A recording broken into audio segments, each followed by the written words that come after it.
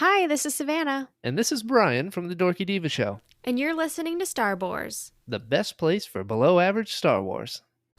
In a world where people need 80s and 90s movie reviews, two regular Geordies combine forces to bring you the Brother to Brother 80s and 90s movie review podcast. Check them out on Twitter, YouTube, and all decent podcast vendors.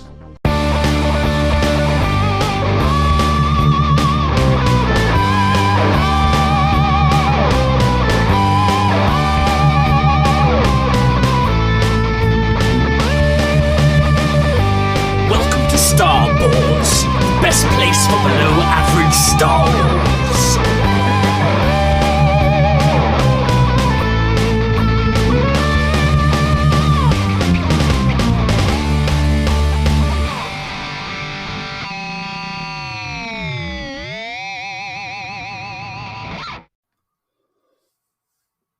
Hello there, and welcome to the Star Wars Show, the best place for below average Star Wars. I am the Jolly Jedi Pete, and I'm joined once again by Canon Junkie XL, Ian. Ian, it's great to have you back talking some Star Wars. How are you doing? I'm good, mate. I'm good. It's good to be back. It's always good to come on the show and talk about Star Wars. So, yeah, it's good to be back, and looking forward to having a chat, mate. Indeed. We haven't put an episode out in probably, now a week and a half, 2 weeks, I think, after a very, very busy April with lots of content coming out for the podcast. Got a few things to talk about today, but it's been quite quiet this past week, I would say. Obviously, the news is drying up now ahead of sort of the tsunami of news we're going to get thrown at Star Wars Celebration at the end of the month. Let's just dive straight in because we haven't spoke about it. The Kenobi trailer, so the second Kenobi trailer dropped on May the 4th, which I thought was really cool. I love the fact that the Star Wars Twitter account was sort of saying Kenobi trailer a day, so it sort of started the hype train up for it. And then we got the trailer and the new poster. My first thoughts on the trailer was A, it was awesome, I loved it.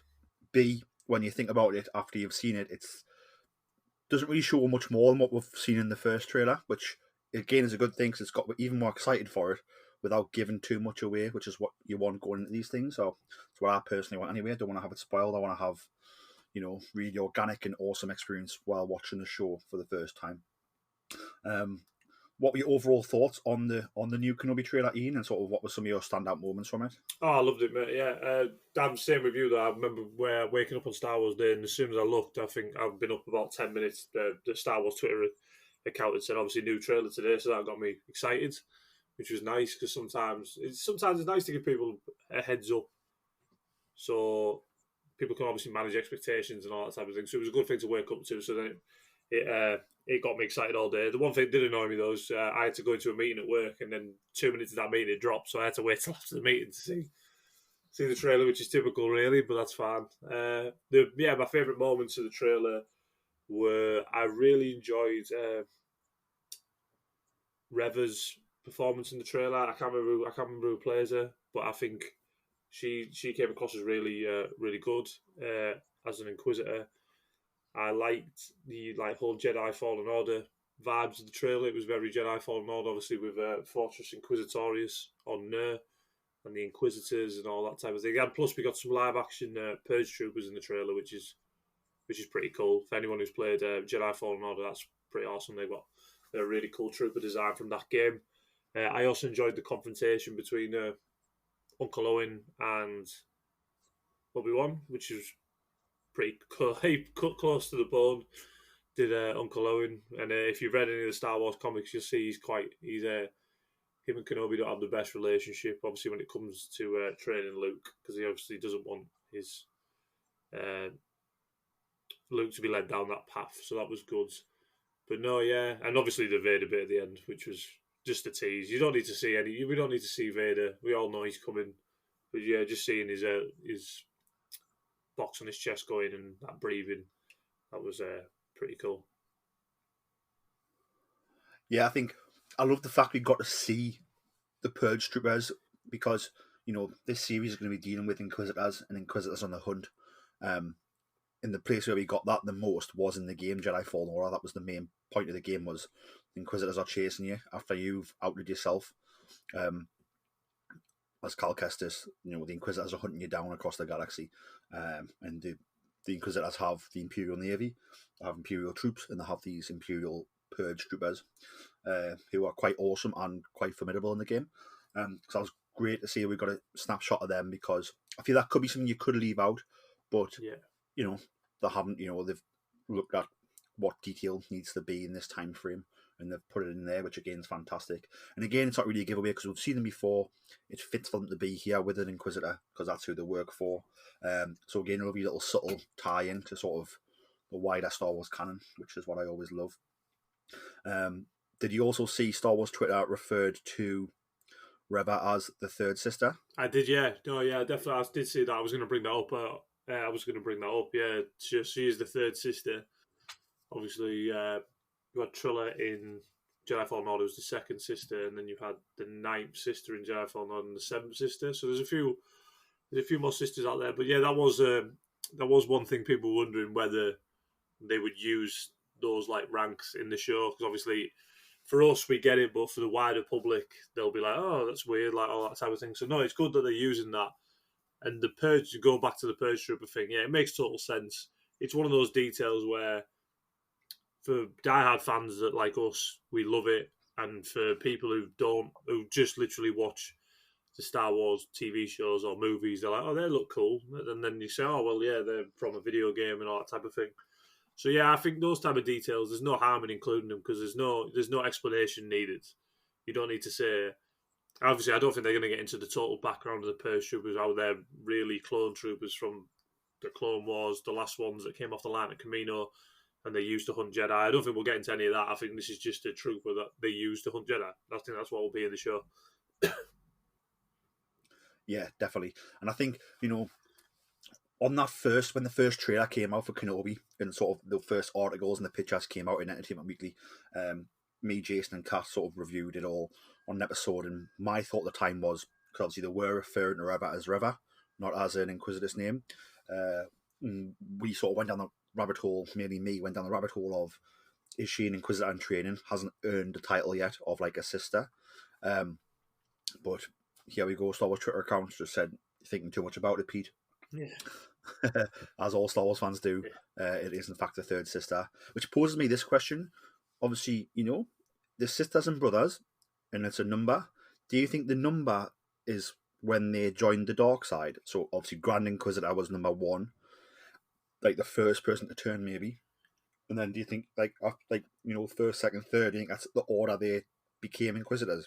That's a good question, to be fair. I'm not quite sure. No, I always thought as well, I've seen it somewhere, that maybe it's a bit of a subterfuge where by naming them that, then enemies don't quite know how many there is. Like, I remember someone saying it's like SEAL Team 6 for the American military. Like, there's no SEAL Team, like, whatever, 1, 2, 5. But yeah, by calling it SEAL Team 6, then you don't know how many teams there are out there. So yeah, I wonder, well, maybe it is partly when they joined. I remember reading the Darth Vader comic back in the Charles Soule one, and Grand Inquisitor was there, but there was also other Inquisitors there with him when the Clone Wars ended, and obviously Order 66. So I don't know, mate, to be fair. I don't know the answer to that. Or maybe they're in number order of how powerful the Emperor. Perhaps. Yeah, maybe. Yeah. Time will tell. Yeah. I think we'll get the answers.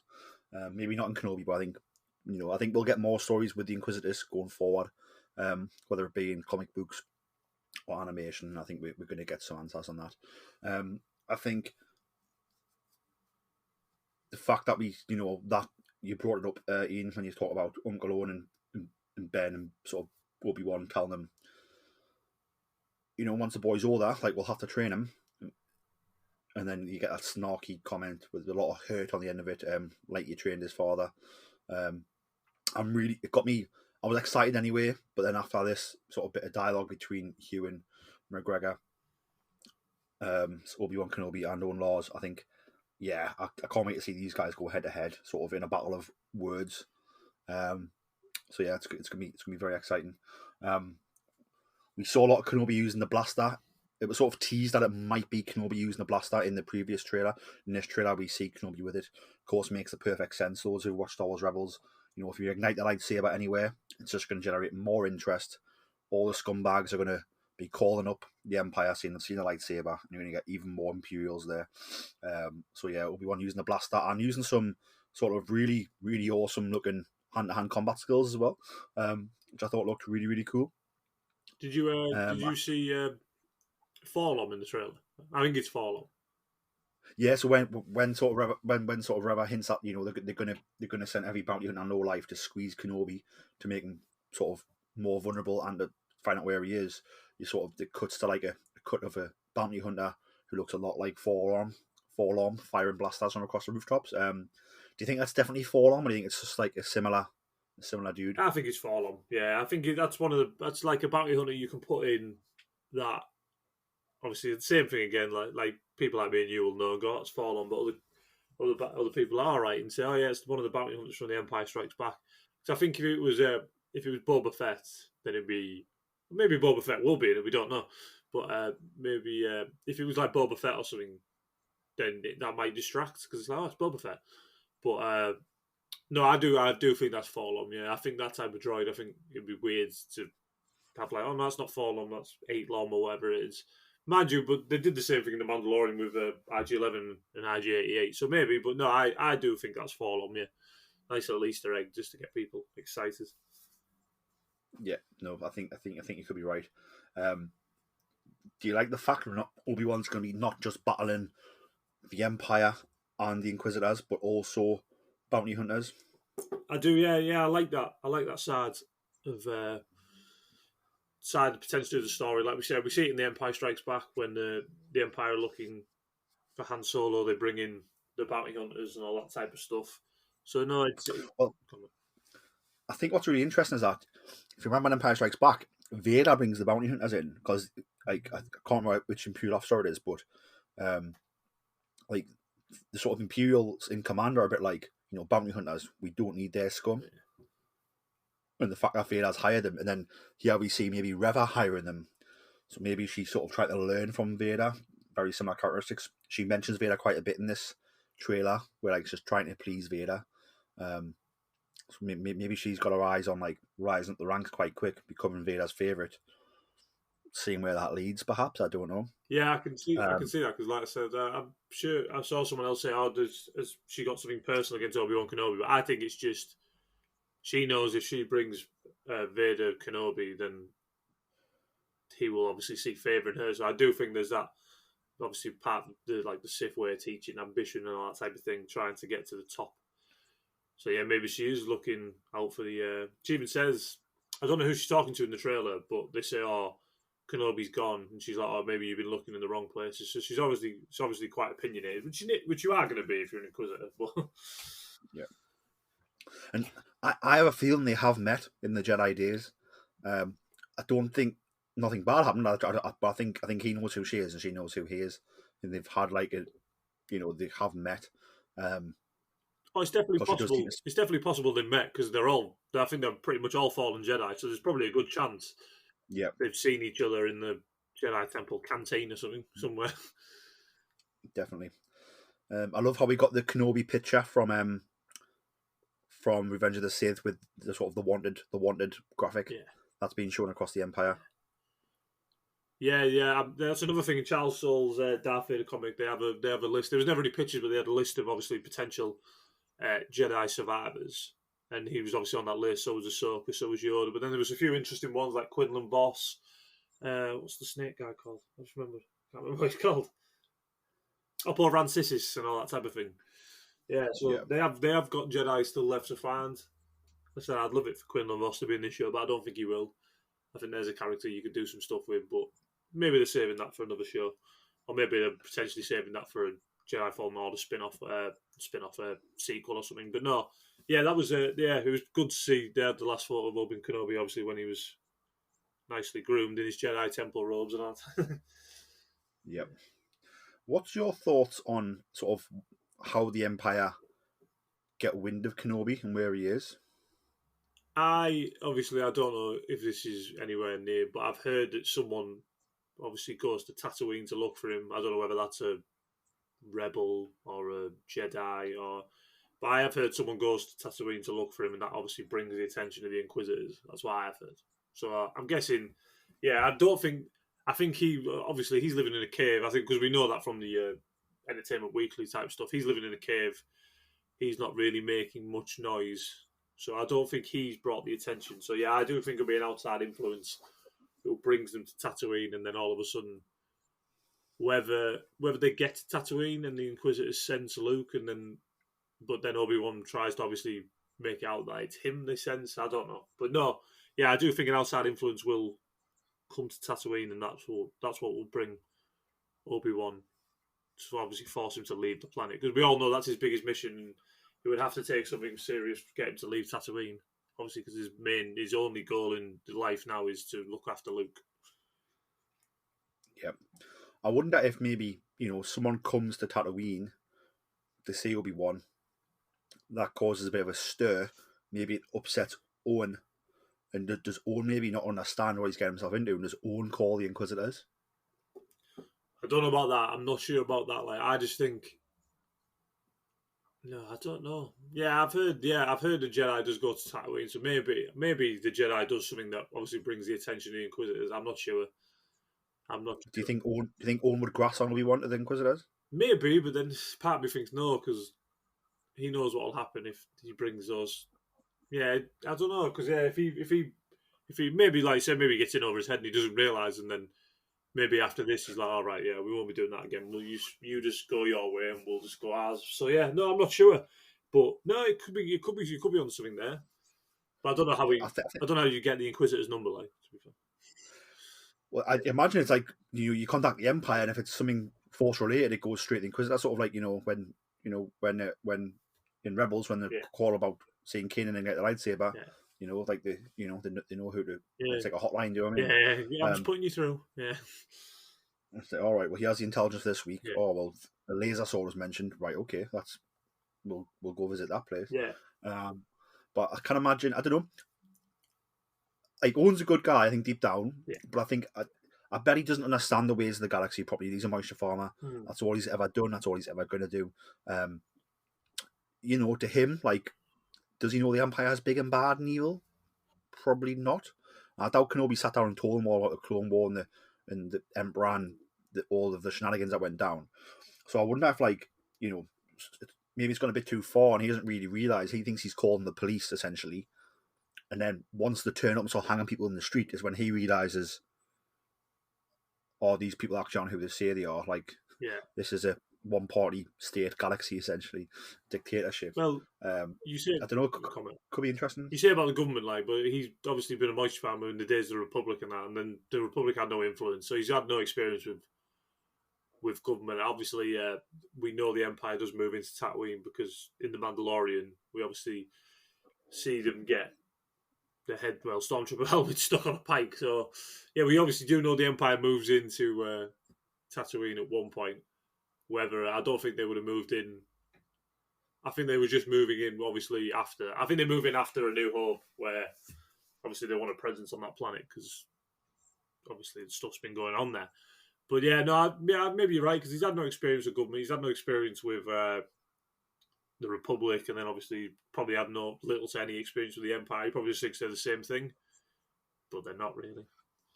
Possibly. That's what my thought. I thought it's probably a small % chance of that being the case, but I thought that would be quite interesting to see Owen sort of, if he did make that mistake and then realise. But yeah, I've had a clanger here. But who knows? We'll have to find out. But no, exciting. How do you feel about sort of obviously we sort of teased Vader, they showed us him getting his arms put on, his suit on, and obviously the breathing, which I enjoyed. I'm glad we got it subtly.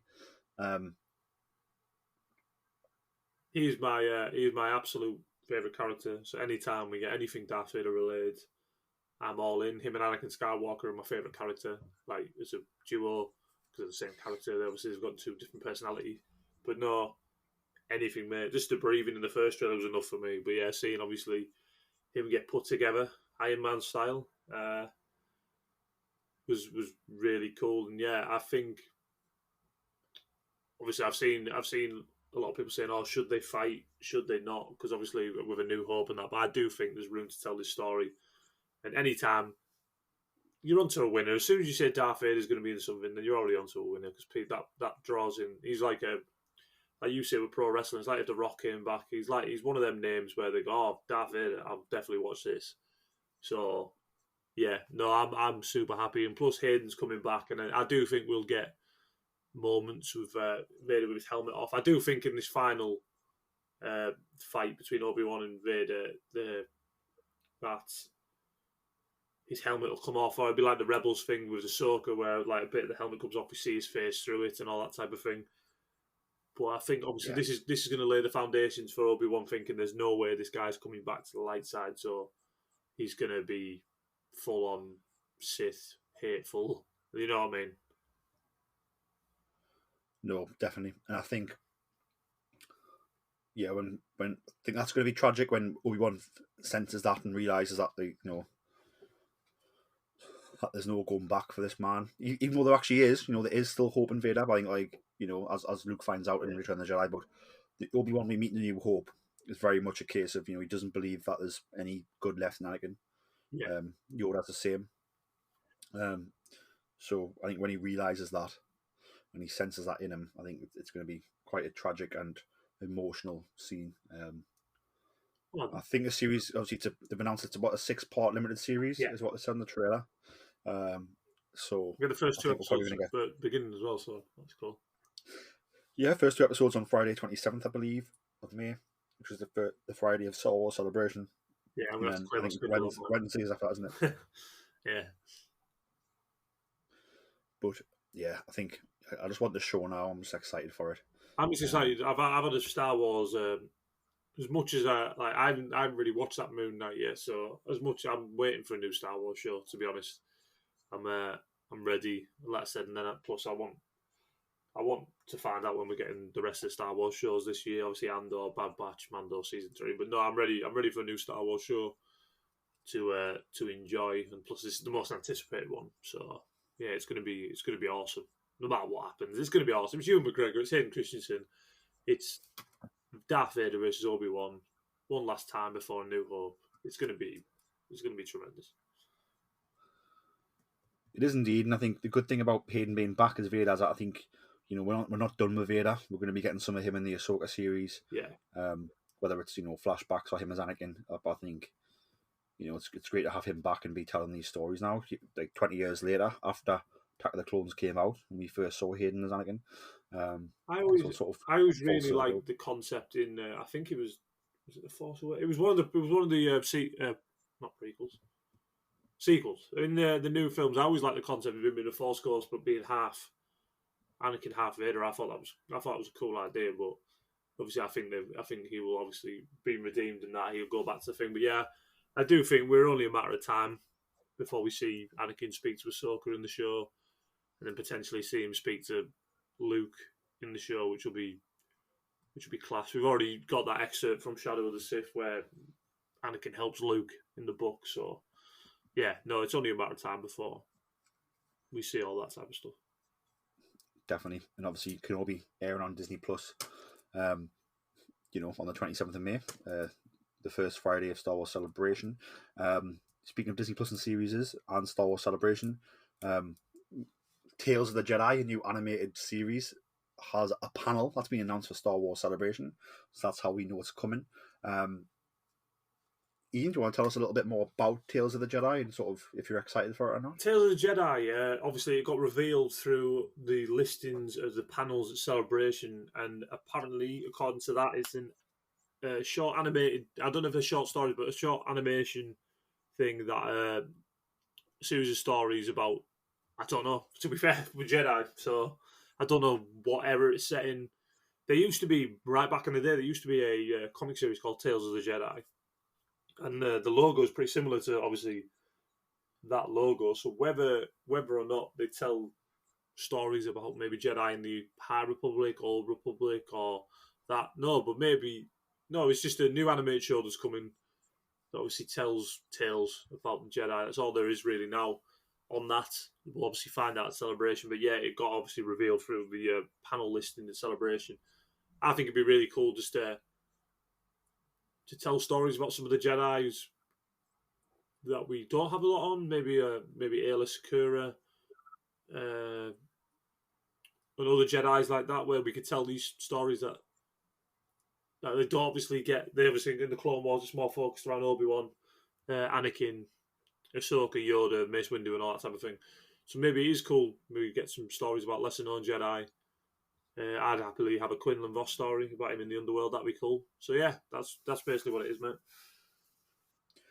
I think one of the things I've loved about the High Republic is sort of these new Jedi characters that we're getting to know, and I've really enjoyed that. So even if they give us some new Jedi who are connected to Jedi we know, like I think I would really enjoy that. So yeah, I think it's an exciting time. It's a fun project, and yeah, I think you've got this Disney Plus streaming platform that needs content. Doesn't want to fall into what Netflix has done, where it's jacking the prices up with no new shows that are that good. You want to keep good content coming, and Star Wars is a wealth of good content if you get good creatives on it. So yeah, definitely a very positive thing. Moving on from that, but keeping it on sort of Disney Plus and Celebration. Obviously, by the time you get to Celebration, the first 2 episodes of Kenobi would have been watched. So you could almost like stop the Kenobi promotions at that point. You need to promote something new. Do you think we'll get a Cassian Andor series trailer at Star Wars Celebration, Ian? We have to, surely. Surely. It's out this year. We're going to have to get a trailer for it. Like, we obviously got the sizzle reel. I can't remember what it was for, though, but we did get a sizzle reel at some point for it. And it looked absolutely massive, this show. Like I said, the sets, the practical effects, the creature designs, and all that type of stuff. I think people are sleeping on this show, obviously, because everyone's excited for Obi-Wan Kenobi, but I find this really interesting, this show. It's like, because people say, oh, it's based around Cassian Andor, like, obviously, we know how his story ends, but that's patently ridiculous, because most stories in Star Wars, we know what happens to the character when at the end. So I am really looking forward to this show. I really hope it starts getting marketing and cranking up publicity on it, because I do think it has the potential to be really good. Obviously, telling the tales of the early stages of the rebellion. I think it's set 5 years before Rogue One, so there's definitely room there. And I do think we'll get. I think we'll get a trailer for Andor.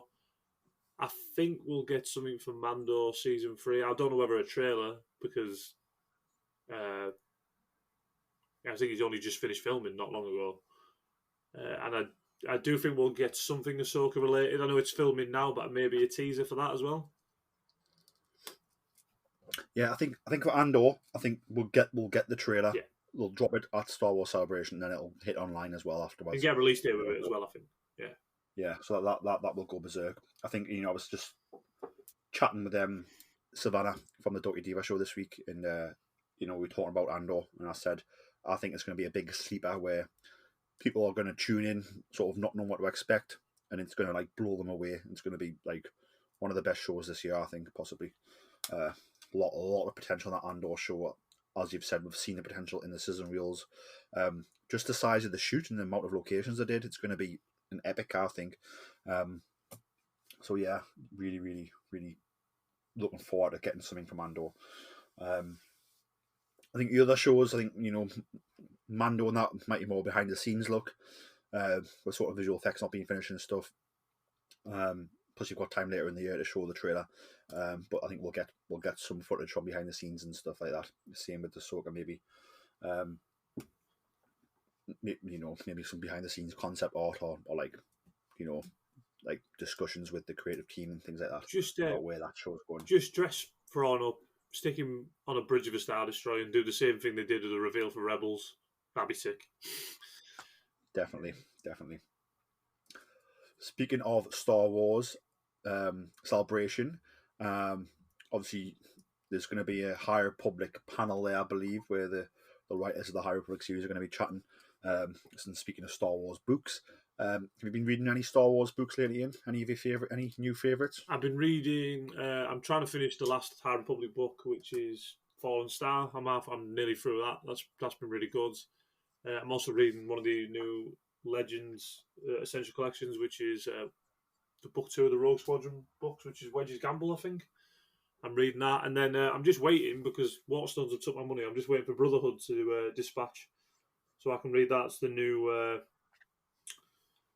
book about Obi-Wan and Anakin before the start of the Clone Wars, which is hopefully I'll get that this week because it's supposed to be out on the 10th, which is tomorrow, so it should dispatch tonight, hopefully, and I'll pick that up tomorrow, hopefully. Fantastic. Is that the one you're most looking forward to at the minute? Yeah, I do like because this is literally like a couple of weeks after Geonosis, the first Clone Wars battle, and I think it's the first time they meet Asajj Ventress in this book and all that type of thing. So I am looking forward to that. I do enjoy those type of stories. But yeah, Star Wars books. I can't really remember what else is coming out this year. I know Shadow of the Sith's coming out, but hopefully we'll get a few more announcements at Celebration about what maybe potentially books are on the horizon and that type of thing. Because I do like my Star Wars books, as you know. So no, I'm hopefully we'll get a few announcements at Celebration about what's to come with that as well, and comics. Because I remember Dark Horse comics are back doing Star Wars comics as well, which is class. Yeah, so are they doing a certain line? Dark Horse, they are doing something for the High Republic, but I think they've got a license. Obviously, most of the comics will still be done through Marvel, but obviously anyone who used to read the old Dark Horse comics, they were some of the best stories in Star Wars were told in the old Dark Horse comics. So I think the first one they're doing is a High Republic comic. I'm pretty sure it is. But yeah, no, it's exciting to have Dark Horse comics back doing Star Wars because some of the Dark Horse comics are my favourite comics of all time. Yeah, I think the way you've described Brotherhood, the book there, I think it sounds like a prequel fan's dream. You know, Anakin and Obi-Wan, the beginning of the Clone Wars, Asajj Ventress thrown in. So anybody who sort of, you know, loved that time period of the prequels and the Clone Wars series, which is a lot of people who got into Star Wars that way. And there's a lot of storytelling when you include the Clone Wars. Sounds like a really sort of fever dream for those people, which is fantastic. And also, you know, a book that takes place just after Attack of the Clones, and it's 20 years since Attack of the Clones came out. Yeah. I think that's sort of definitely poetry. As George used to say, Star Wars is like poetry, it rhymes. So yeah, just very, very Star Wars isms going on there. I'm excited to pick up Brotherhood. I'm reading High Republic at the minute. Yeah. Everyone who listens to the show know I'm a very slow reader. I'll blast through a book quite quick, but then like it'll take us a while to get going the next one. So I said I'll finish the first High Republic book, which is Light of the Jedi, and I'm currently reading Into the Dark, about a third of the way through Into the Dark by Claudia Gray, and I need to pick up the next main novel. The Rise I just can't remember which one that is, but yeah. So you know, we are getting on that way. So just yesterday. So yesterday was Sunday, May the 8th. I was at Blackburn Rovers Football Club, Ewood Park. I was there for Star Wars Fan Fun Day, which was a sort of a Star Wars fan event that I think it runs every year usually. It's usually a Burnley Football Club, Turf Moor, but this year it was at Ewood Park, Blackburn Rovers, raising money for charity. I've never been to one before, but I loved it. I think I bought the tickets online. They were sort of £12, around £12 for the ticket. Wristbands came quite quick in the post. You know, when we got there on the morning, it was a queue to get in because I hadn't opened the doors yet. Obviously, we got there a bit early, but like once the doors opened, it was like really well run. It's quick to get in. You know, everybody had the wristbands on, you could see. And plus, while you were waiting for them to open the doors, because everyone was there a bit early, they had sort of the costuming group Rebel Legion were there, I believe, in the 501st and stuff. Sort of UK garrison were there, sort of in costume, looking fantastic, interacting with everybody, taking pictures of everybody. So no, it was really, really fun time. Then when we got inside, like I said, got inside quick once they opened the doors. You know, there was quite a few people signing. I managed to get a Grado 50th anniversary Black Series Power of the Force figure signed by Paul Blake, and I also got a picture taken with Paul Blake. You know, people listen to the podcast obviously know I collect quite a bit of Star Wars, but I've never had anything signed like that before. But it was a really cool experience. And you know, Paul was a gentleman, and he was with the picture as well. So definitely, you know, I've never had a picture taken at a convention either. That was the first time I'd done that before. And again, just a really, really cool experience. Lots of cool stores, loads of awesome merch. I had about 5 or 6 figures that I really wanted. I just bought one. I did get a What were the a figures? Walrus Man. I did get a Walrus Man vintage Star Wars figure, complete with accessory in a bag. It was loose, obviously, for like £15, obviously. Because I've got a little bit of a vintage collection going on at the minute with the original line. So I picked that up. That was the only one I bought. I did see like a Qui-Gon Jinn Power of the Jedi figure. It was him like Jedi training gear. Sick. That you don't see him much of, which I was going to pick up, but I just didn't. But I'm always on the hunt, so maybe next time I'll grab him. But no, yeah, it was a fantastic experience. I got to see so the Carling Premier League Cup is there. It's obviously Blackburn's trophy when they won it. So I got a picture with the Premier League that Alan Shearer won. Obviously Newcastle legend Shearer. So that was pretty cool to see that as well. So yeah, it was all around really, really good experience. Star Wars Fan Fun Day, my first one, but I think I'll definitely be trying to go to more if they do more. Because, like I said, it was absolutely fantastic. Ian, have you been getting any Star Wars merchandise lately? Recently, not much, mate. Not much. I said the Brotherhood book is the next one for me. I've got a couple of books in the post. I think I am waiting. I think I've got a Cobb Vanth ordered on Star Action Figures, which will be pretty sick. I think that's coming next month, hopefully, because I love Cobb Vanth. So yeah, I think that's the only thing I've got at the moment, mate. Yeah, just hopefully a Cobb Vanth coming next month and a couple of books. That's all I've been really getting at the moment. I did read the two new comics that came out the last couple of weeks, which is obviously Crimson Reign 4 and Obi-Wan Kenobi 1, which were good. They were good. I'm a bit behind the comics. I need to figure out where I'm actually up to where I can start reading. Crimson Reign was really cool. We got a bit of backstory into the Knights of Ren and potentially what they used to be, and obviously how we see them. Obviously in how we saw them in the Rise of Kylo Ren. In that's not what they used to be. They used to be something different, and they had to change how they operated. Obviously through Fear of the Sith, which is pretty cool.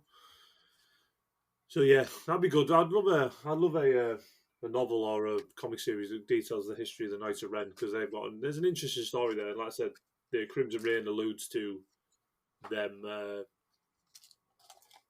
not being what they used to be, which is cool. And the Obi-Wan Kenobi first comic was good. It just told the story of Obi-Wan. He's just on Tatooine writing his journals and tells the stories of him as a young Padawan on Coruscant and how some of the stories from his childhood. Has Crimson Reign finished now? It's run. Is it like the story's done? No, I think there's two more. Right. Because it's part two of a trilogy, isn't it? Because we obviously had the War of the Bounty Hunters, Crimson Reign, and then whatever Crimson Reign goes into. I remember Charles Soule saying this is obviously the second installment in the trilogy. War of the Bounty Hunters, Crimson Reign, and then whatever Crimson Reign morphs into. I see. Fantastic. Yeah, I definitely need to pick up Crimson Reign. Have they said how many issues that Kenobi series is going to be? That just started. I'm guessing. I think it's a mini series, so I'm guessing it'll be 5. They're normally 5 or 6. Yeah. Most mini series. I really loved the Obi-Wan Anakin mini series they did a couple of years ago. I really loved that one. So yeah, that was 5, I think. Yeah. So I'm hoping this one's as good. I'll probably wait for it to come out and trade paperback altogether, but I will definitely be getting it. Yeah, I've started to be a bit more sparing of what comics I read, and yeah, the ones that I really enjoy I do get on trade paperback. I got War of the Bounty Hunters on trade paperback, and I got oh, that was cool. Yeah, no, that's one thing I did get. I got from eBay a trade paperback of Dark Empire, which is pretty cool. It's like the original trade paperback. It's in pretty good condition, to be fair. Where did you get it from? eBay? eBay, mate. Yeah, it was only like £7.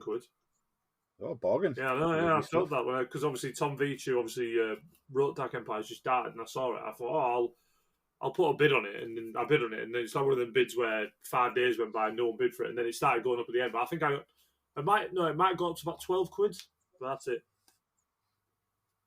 Yeah. But the trade paperback of Dark Empire is pretty cool. Like, it's a pretty cool looking book. Obviously, I've read Dark Empire before, and they use certain elements of it for the Rise of Skywalker. So, no, definitely. I think I've just found some. I don't know if it's breaking news, but I've just literally come across it. Someone just tweeted it, so we'll talk about it. Production Weekly has revealed the working title for the upcoming Ahsoka Disney Plus series, and it's scheduled to start filming now. I believe it should be. Yeah, it's filming now. Like going.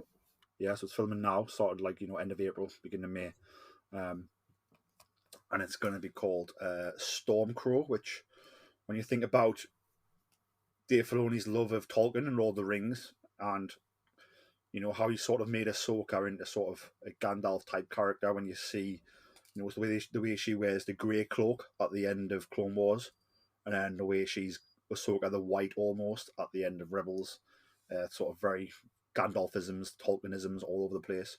Obviously, Stormcrow is a nickname Gandalf went by back when he was Gandalf the Grey, so that's pretty exciting. Just have a look. Actually, the article's actually from February, so it's probably not breaking news. But I've only just seen it and only just heard about it. So breaking news for me. Did you know about this, Ian? I had heard that name before. Yeah, I had heard it was called Stormcrow. I also saw the other day on a news site some of the sets that was like temple ruins that they were filming on, which is pretty interesting. Depends, because obviously I assume this show is all about her looking for Ezra and Grand Admiral Thrawn. So yeah, no, I had heard it was called Stormcrow. I don't know what that means to me. So, but no, I've seen a few things where they're filming on sets with like old temple wreckage and all that type of stuff. So no, I'm hugely excited for that show as well. To get a continuation of where we left off in Rebels is pretty cool, and the fact they're doing it in live action is pretty cool as well. Definitely. Did you see? Obviously, I can't remember. Someone who does Celebration, who books the guests for Celebration. Did you see the Tia Sakar thing? I saw the tweet. Yeah. So I read Tia's tweet. Obviously, Tia, who voices Sabine Wren in Star Wars Rebels.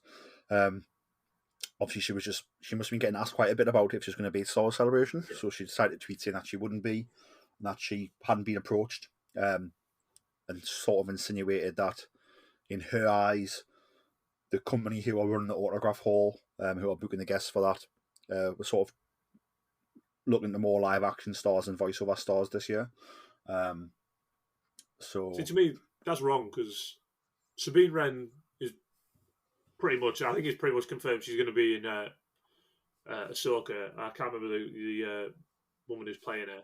But without Tia Sakar, there's no Sabine Wren. Obviously, without Ashley Eckstein, there's no. So any character that was first created or conjured up in animation, that annoys me. Like, sometimes I get the argument where people say, "Oh, they should be given a chance to play them in live action," but if they're not the right role for the character, fine. But to not invite them to Celebration because they only want really like live action people is a bit disrespectful, really. I don't think she's not invited. I think she can buy a ticket and go to Celebration. It's not a problem. If there was a panel on that she was good for, I'm sure they would invite her as a Lucasfilm production. But I think the company that's running the autograph hall is booking guests for the autographs. Yeah. And for whatever reason, they can't book everybody. Yeah, I suppose, man. And they haven't booked her. Like it's I think if it is just a case of we don't want to book voiceover stars, then it's a bit discriminatory. And Star Wars fans love the voiceover stars because the Star Wars animations kept Star Wars going through the dark times of after the prequel trilogy finished, and we got Clone Wars, and then also the Disney acquisition, and when we got Rebels, kept us going ready for the new movies coming out in 2015. So I agree with that, but I think it's not a God-given right to get booked for a job. I just really like to. I like Tia Sakar. I like Sabine Wren. And I wonder, like, if she's jumped to that conclusion of she actually got told that because there is voiceover stars booked. Yeah. So it's a bit like as long as I've said you do voiceover, you cannot come. Like there is some voiceover stars there, but who knows? And like I said, I think for me, I think she would have they would sell a lot of autographs. Yeah. So, in a lot of pictures. So, for the autograph company to not book her, they've probably left some money on the table there, but it's their business and they can choose. It's not as if the booked her then cancelled that. Do you know what I mean? It's like, no, like, we've never booked you, but, there'll be more conventions down the line, more Star Wars celebrations down the line where they might book her. But I think, like I said, I think the the whole voiceover thing is a bit, if that's true, and I've actually, I mean, for me, it's unprofessional for them to actually say that, and we don't know if they have, but if they have actually told that, sorry, but it's we're not booking voiceover talent this year, then that's a bit thingy. But I think as a company, you would just say we've we've got X amount of slots and we've filled them with who we think is the best for us right now. But it could change. You want to keep everybody happy, and really you want to keep rotating guests because you don't want the same guests at every convention because you want the chance to give new people a chance to sign as well. Yeah. So yeah, no, I did. I saw that as when I saw the tweet, I was a bit like, oh, is this going to cause uproar? But I was also a bit like, everything causes uproar, mate. But I was just like, again, it's not people's God-given right to get offered a job to come and sign and make money. I think they've given a certain company, the company's running the autograph hall, and they're going to book who they see fit. See myself, if I was a wrestling promoter, and I didn't want to book Bret Hart, I wouldn't book Bret Hart, but Bret couldn't go, oh well, he's not booking me because I'm from the 90s. Like, yeah, even that was a reason, it would be like, well, but guess what? It's my promotion. I book who I want. I mean, don't get me wrong, I would love to book Bret Hart if I did have one because he's my favourite. But do you know what I mean? Like, I think it's a bit of a nothing, a lot of noise or nothing. I don't know. I think she could have just went, I've not been approached, so I'm not coming. Like, but maybe she's heard that, or maybe they actually told her that. The reason is because they don't want voiceover talent. And if that's the case, like, they shouldn't be saying that. Even if that is the reason, you don't need to say. Just so sorry, we've filled our places for this year, but we'll be in touch about future ones. Always keep the door open, so to speak. But you never know. I mean, the company might think, oh well, the new Sabine Wren's coming, so we don't want to confuse people. Yeah. Perhaps you don't know the logic behind the business decision, and it would have been a business decision. But like I said, I think Tia would generate, would probably sell out our autographs and probably would sell out our photographs as well, actually. So she would make some good money, and so would the company taking the cut. But they haven't gone for that. There's still time to add people. I think you never know. They might do a U-turn. Probably. Has the company come out and said anything off the back of the tweet? I don't think so, mate. I haven't seen anything. No, I was just bringing it up. Yeah, no, I'm glad you did, because I do remember, I remember seeing that and thinking, all right. But yeah, how's your thoughts about if Celebration comes back to the UK soon? Are you going to try and get to that? 100%. I will not miss that. Yeah, I hope they do. Obviously, with COVID and that, they've had reasons, but I get why they do it in Orlando, because obviously they want people in those theme parks, but I just think it would give... It don't even have to be in London. Like, if it's in Europe somewhere, if it's in Germany or France, I can get across there. I just think there's a lot of Star Wars fans, obviously, in Europe and that, and I do think it's time for them to come back across and see all of us. Because like I said, Star Wars Celebration London was one of the best ones. Maybe I'm just biased in that, but I just think we're a lot more louder and that as fans, if you know what I mean. So I do think it's time for it to return. And if it does return, then yeah, 100% I'll be booking the time off work, and I will be getting tickets. I'll be getting tickets for the 4-day thing, because I've never been to one. And like I said, obviously also living in the UK, we don't get a chance to go every year. It's not like we live in Florida and you say, I'll skip this one and all that type of thing. So yeah, I think, plus I do think as well, if you come across the UK or Europe in general, I think you do create a great demand for tickets, because people know, obviously, if it comes this time, it's not going to be back for however many years. So I would love it to return, obviously, to because the last time it was here, I was on holiday in Mallorca, so I couldn't really have drop I was doing to fly back over for that. So no, yeah, I do want it to come back to the UK. Hopefully as well after I've got married, so I've got some money to spend. Yeah. Well, I think, the last time it was outside of America was Celebration Europe, which was in London, which was in 2016. So it's been held in the USA since 2016. Yeah. So, since after that. So it has been a while since it's been outside the US. So we don't know, but I imagine that they will announce it. Hopefully, the location and the year at the end of Star Wars Celebration Anaheim this year, because they do that sometimes. So hopefully it's a case of hopefully it is in Europe somewhere. And makes it a lot easier for us to get to, and all the other fans who struggle to get to the US Yeah, definitely. frequently. So hopefully it's in Europe, or we will see. We will see. Maybe go back to Japan. That'd be pretty cool. I'm sure it's been in Japan before in the past, but yeah, I'm hoping it is closer to home where it's easier to get to, because again, it just makes that decision a lot easier to make. Especially as adults, you're getting married. Yeah, I'm looking to get in a new house. Like, all these things cost money, so they do. And money's obviously with the UK, and that money doesn't go as far as it used to at the moment. yeah. So if it's close and cheaper to get to, Yeah. then probably get there and spend more money there. Do you know what I mean? Because it's like you're not as worried as much. 100%, yeah. Just train down to London, hotel, and then obviously I need a suitcase for all the stuff I bring back. Yeah, definitely. Any other topics you want to talk about, Ian, before we wrap it up? I think that's it really, mate. At the moment, like I said, it's becoming a bit slow at the moment. I do hope we get some potential video game news at Celebration as well. I do hope that. There's rumours, obviously, of Jedi Fallen Order 2 being potentially releasing this year, but obviously that's just internet rumours based around anything. I would like to see that, but other than that, mate, no, there's not really much to go on at the moment. Yeah. What did you make of the Amy Hennig coming back to Star Wars games? Love it. I remember reading about Project Ragtag, I think it was called, a game that obviously we got the little teaser for, where the guy walks out the cantina on Tatooine and there's this big Star Destroyer overhead, and it was supposed to be like a heist-based game and all that type of thing.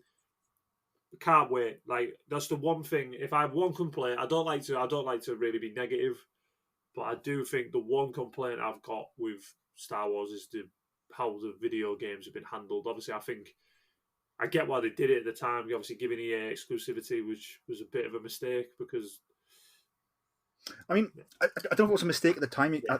I I get look why this they way. did it. I get why they did it. EA had all these different studios at the board, okay? Yeah. So you give EA exclusivity, and then EA are saying, oh, well, Amy Hennig's going to work on this game with this studio. So the EA promised a lot that they then didn't deliver. So after EA didn't deliver, that is when Lucasfilm went, no more exclusivity. So I think Lucasfilm, made the right decision based on the projects that they'd been pitched. Yeah. It was then EA who didn't deliver that promise, which they delivered horribly. And then that's why they went, guess what, no. So I wonder if Amy Hennig's back working on the same project. I have heard, this is literally just rumoured, but I don't know whether people are just putting that together and saying, oh, she must be working on that. But they did say that game was nearly done. Like, it wasn't far off being done. Obviously, I think it was 2017 when it got cancelled. So I'm guessing if they were to pick that back up, they'd have to go back in and redo some stuff, obviously with the better technology and that type of thing. But no, I'm hugely excited for, even if it's just a new game. But yeah, I'm hugely excited for that. Potentially, obviously, a project Ragtag Resurrection, which is pretty cool. I'm really excited for the future of gaming for Star Wars. Obviously, just off the top of my head, I think we've got Jedi Fallen Order 2, which is, I think it's been confirmed by EA. I think that's been confirmed. Obviously, we've got this game by Amy Hennig, Project Ragtag. We've got the open world Ubisoft game. We've got a real-time strategy game coming. We've got a first-person shooter in development. We've got that game that's got all those problems.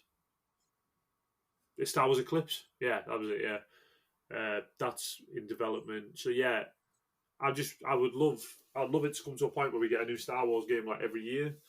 Just something different, or maybe potentially a couple, because LucasArts used to release 3-4 Star Wars games a year, and that's what I obviously grew up on. I remember 2005. I think we got like The Force Unleashed, Star Wars Battlefront 2, the original Star Wars Battlefront 2, which is still class. I still play that every now and then to this day. And yeah, I really am looking forward to potentially more games coming out, and with this potentially with this Project Ragtag being resurrected. Potentially, we don't know if that's the case. We don't know whether she's just coming with a new game, but it would make sense if that game was nearly complete to try and maybe finish it, and then that gives me hope for the potentially resurrecting Star Wars 1313 one day, which I really, really wanted. Yeah, definitely. Yeah. Exciting times ahead from Yeah. comics, books, games, TV shows, And we haven't even discussed any movies because we don't know what's happening, but this is all without movies, believe it or not. So imagine when we finally get close to a new movie, whether it's Taika's, whether it's Patty Jenkins's, it's going to be even more to talk about. So Yeah. it's going to be a crazy time for us Star Wars fans, which is how we love it. Ian, where can the people find you on social media? And we'll get this wrapped up. I'm on Twitter at Star Wars Ian. That's where you can find me. And yeah, that's it, mate. You can find me on Twitter and Instagram at Geordie Jedi Pete. You can find the podcast on Instagram, Facebook, and TikTok at Star Wars Podcast, and you can find the podcast on Twitter at Bors Star. Please check all that out. If you're listening on Apple Music or on Spotify or on one of the other many streaming places where we're available, and there's a rate option, please give us a top review. Again, this helps us move up the rankings. More people find the show and makes it easier to book guests. So yeah, please support the show in that way. It really would sort of make us smile a lot, is what I'll say. But no, thank you very much, Ian, for joining me today. It's been a pleasure as always. No problem, mate. Thank you for having me. It's always a pleasure to talk Star Wars with you. Looking forward to potentially coming on that celebration and dissecting everything that gets announced there. Oh, definitely, mate. Definitely. It's a date. Listeners, thank you very much for tuning in. May the Force be with you all. And remember, always tell that to Kanja Club. Hello, Star Wars listeners. This is Savannah Odit. You might know me as host of The Dorky Diva Show with my co-host Brian Balance. I am also producer of The Adventures of the Zolan Dart, which is a Star Wars-inspired audio drama that we produced over the last year. If you love stories about smugglers, courage, heroic characters, and maybe a few foes along the way, you should go to thedorkydivashow.com and listen to The Adventures of the Zolan Dart today. Shout! We've got your pigs. Were any of the critters harmed? What did you do now? I didn't do anything. I just freaked out for no reason. It was nice doing business with you again. Maybe next time we could deliver something less temperamental. Now, what you call temperamental, I call fun. Hey, is there a place nearby where I can make some repairs? 3 clicks south of here, you'll find a small spaceport. They should have what you need, as long as it's nothing too big. Dynamic class? My stars, you don't hear about many of those still being space-worthy. It's been in my family for a while. She's pretty great. Any chance you have a hover cart we can use to load up? I'll check out the HoloNet to see if anything new has come up in the sector. My name is Sereth Khan. I am the chief here on Kamai. My people and I have been experiencing food shortages as of late due to unforeseen natural occurrences. We are looking to hire someone. I say we take this one. The pay is great, and it's the type of job we're familiar with. Welcome. You must be Captain Otoa. I've already sent word to Pac 2 to expect you in the next cycle or so. You told him we were coming before we even accepted the job. That's rather presumptuous, isn't it? Perhaps, though once I received confirmation that you were interested and on your way here, I couldn't help but hope. Fair enough. Well, we'll be back as soon as we can. Well, that's not good.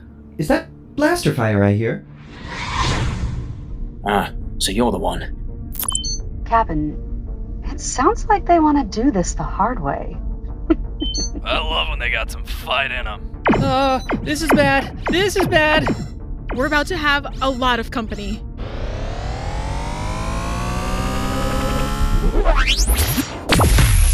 I'll see you soon.